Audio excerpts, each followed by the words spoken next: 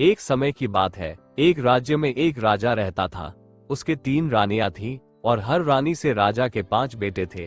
पहली रानी से 2 बेटे, दूसरी रानी से 2 बेटे और सबसे छोटी रानी से 1 बेटा था। राजा अब वृद्ध हो चुका था और उसे इस बात की चिंता सताने लगी कि उसके बाद राजगद्दी को कौन संभालेगा। इस समस्या का हल निकालने के लिए राजा ने अपनी तीनों रानियों और 5 बेटों को महल में बुलाया और कहा, अब मैं बूढ़ा हो चुका हूँ। मैं चाहता हूँ कि मेरे बाद कोई एक बेटा राजा बने जो पूरे राज्य को अच्छे से संभाल सके।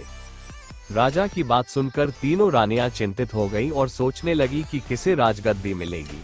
हर रानी चाहती थी कि उसका बेटा राजा बने। सभी बारी बारी से राजा के पास आईं और अपने अपने बेटे के गुण गिनाने लगी। राजा इस उलझन में पड़ गया कि किसे उत्तराधिकारी बनाया जाए, क्योंकि उसके सभी बेटे योग्य थे।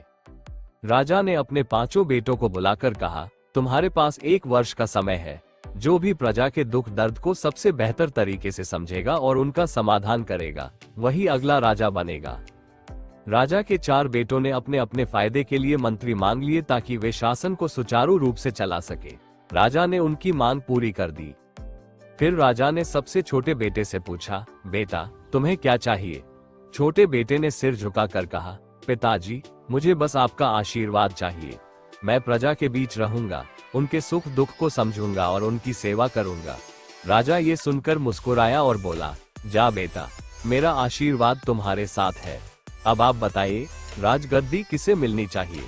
अगर आपका जवाब है कि छोटे बेटे को राजा बनना चाहिए, तो इसका मतलब है कि इंसानियत अब भी जिंदा है।